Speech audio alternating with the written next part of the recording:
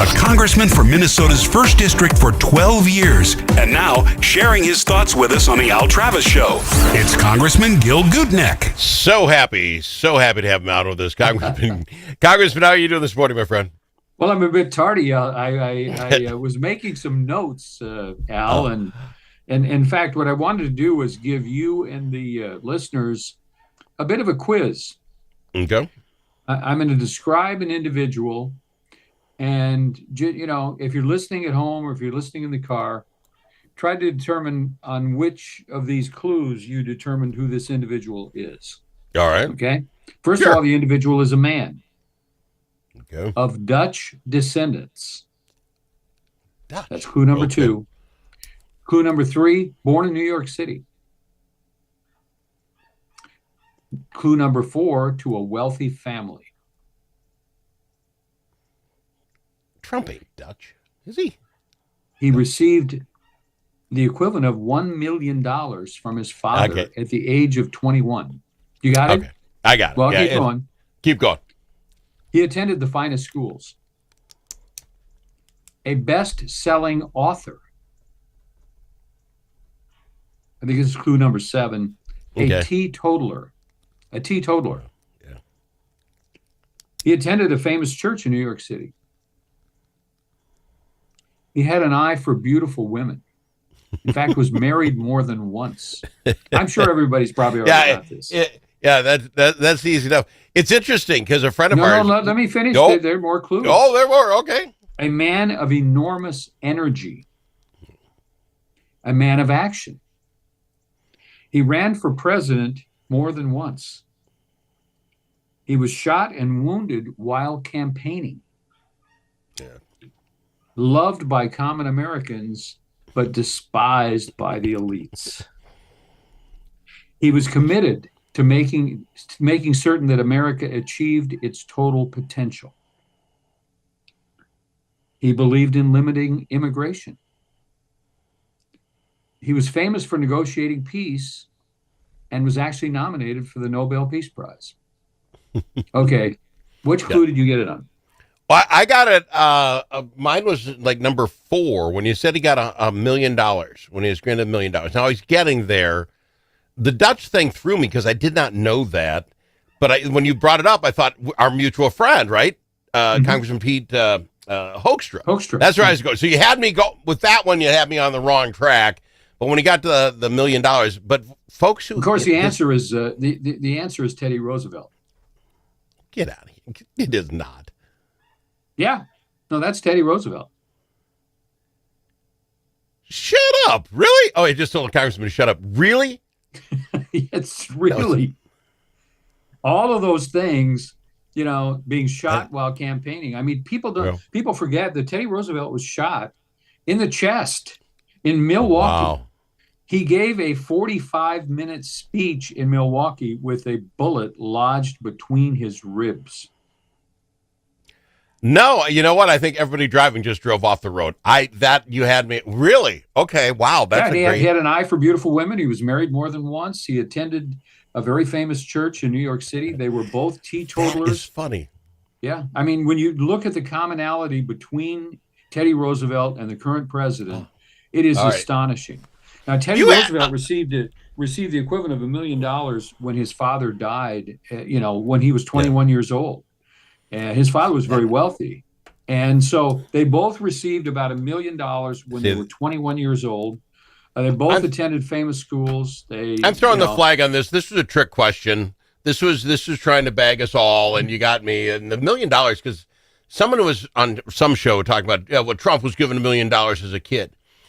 It'd be equivalent to my dad if he gave me $1,000 and I could turn it into $9 million. That's what I'm saying.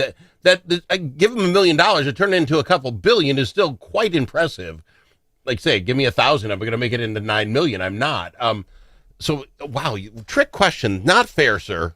Yeah. Not fair at all. That's a great. Well, I mean, he was loved by the common man and despised by the elites. I mean, part of the reason they put him on the ticket as vice president was they wanted to get him out of New York. The elites, oh wow, the moneyed people on Wall Street and so forth, they despised Teddy Roosevelt. All right. Wow. So funny because, the last 2 weeks since last time you're on, I've made about 3 notes about things I want to make sure to talk to you about. And then Trump does something else. Something else comes up, and those all fall off. So what's the latest thing we can talk about with Donald Trump? And here's what I'd like to ask you about. As of yesterday, Trump comes out, maybe it was the day before, and said basically he is going to take over. The National Guard's coming in. They're going to stop crime in Washington. Good. Somebody should. He showed up all those little stats. People were protesting the president trying to stop crime in D.C. Right.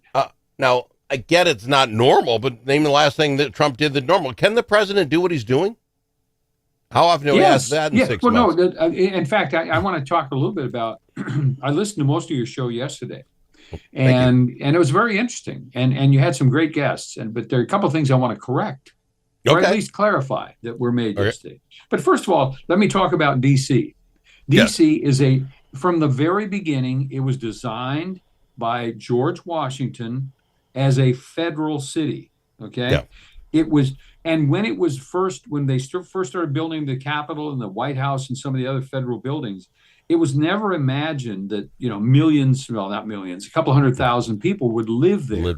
Yeah. But it was designed to be a federal city and sort of devoid of the normal politics of the other states. Yep. And so if people live there, and we had this debate when I was in Congress, should we make Washington, D.C. a state? Yep. Or should we allow it to be absorbed along the river between Maryland and Virginia? Yeah. Okay. If you live on one side of the river, you're a Virginia. You could vote and be a citizen of Virginia, or on the other side of the river, Maryland. Well, the D.C. people didn't want that. Okay. What they wanted was 2 U.S. senators representing roughly 300,000 people. Well, that's not going to happen. That's just not going to happen. So when you think about Washington, D.C., you have to understand that essentially the president is also the governor of New York City. He can call out the National Guard, just as Governor Walz could have called out the National Guard when they were burning down the 3rd precinct. But he's not going to wait till the 3rd precinct burns down. And here again, I think the Democrats are making a huge mistake because they're taking the 20% side of an 80-20 issue. The one thing I think most Americans want, and I think particularly women want, is safe streets. Yeah. The idea that you can't go to the local grocery store after dark in certain neighborhoods of Washington, D.C. is unacceptable.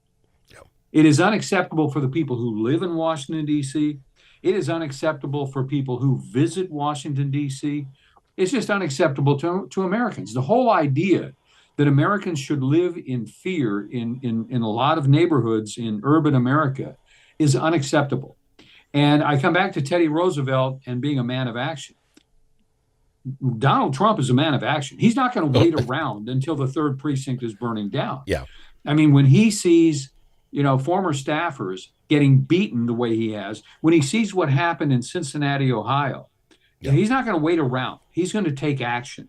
And frankly, I think most Americans appreciate that. But I want to because we have time, and I don't want to. Yep. I got you covered. Go ahead. But I really want to get back to something else that was said yesterday, because it is one of the most misunderstood things in America, and that is the Electoral College.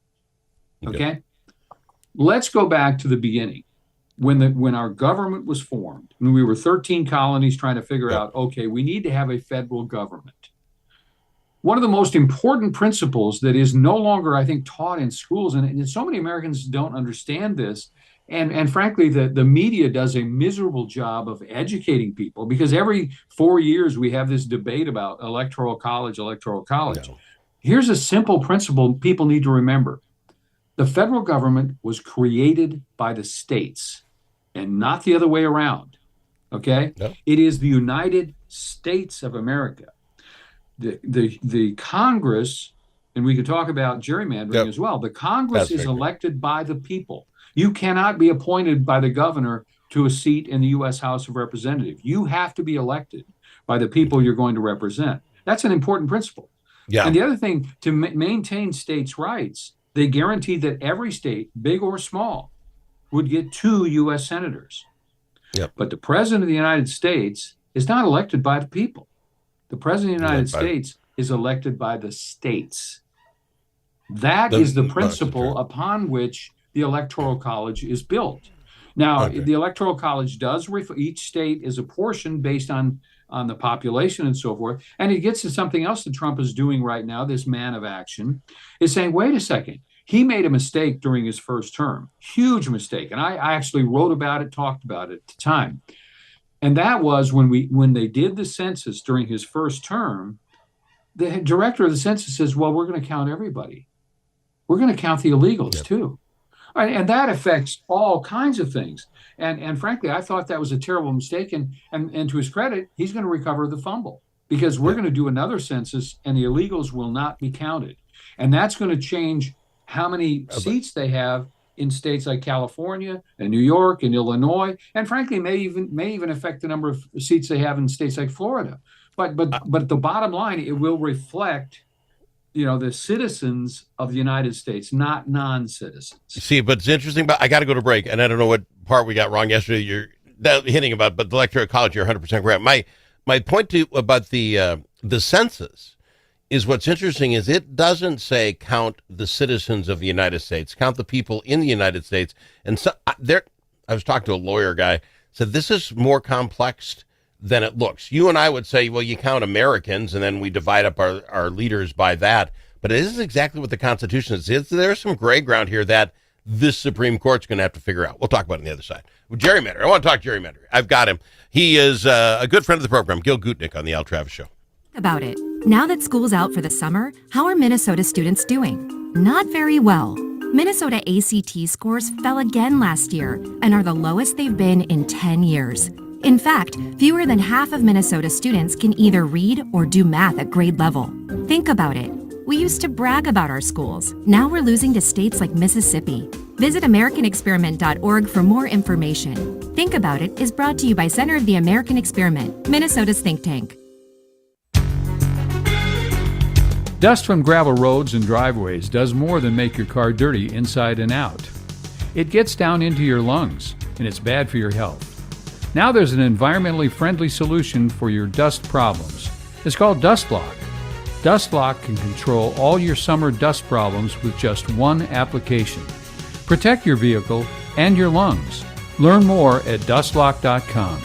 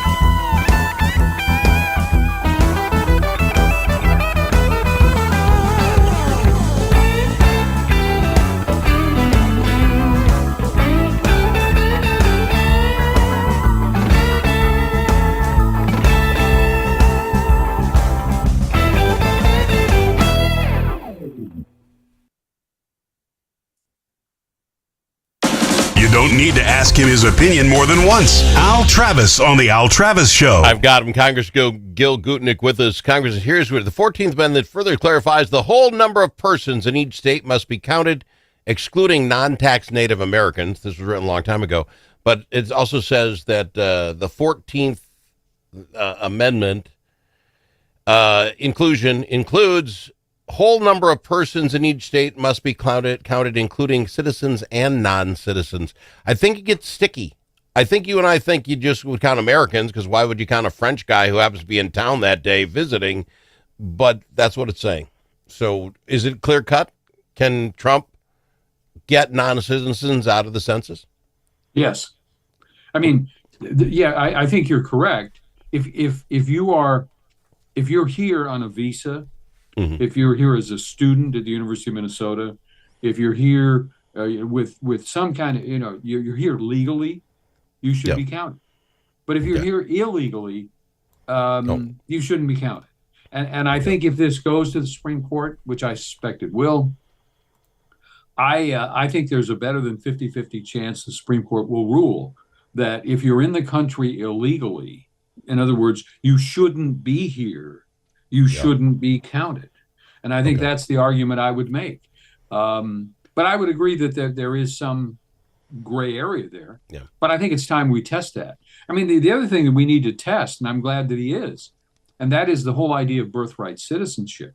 Because there again, I think that, some people will say, well, it's a gray area and blah, blah, blah, blah. Well, yeah, maybe it is a bit gray. But I think there again, if you're in the country illegally, you don't get the benefits of being a citizen. And one of the benefits of being a citizen is that your children are citizens. Now, if you're in the country legally, if you have a visa or whatever, then I think you can make a very strong argument that if you have a child, that child would be allowed to be an American citizen. So citizenship is valuable, and we need to reassert the value of citizenship.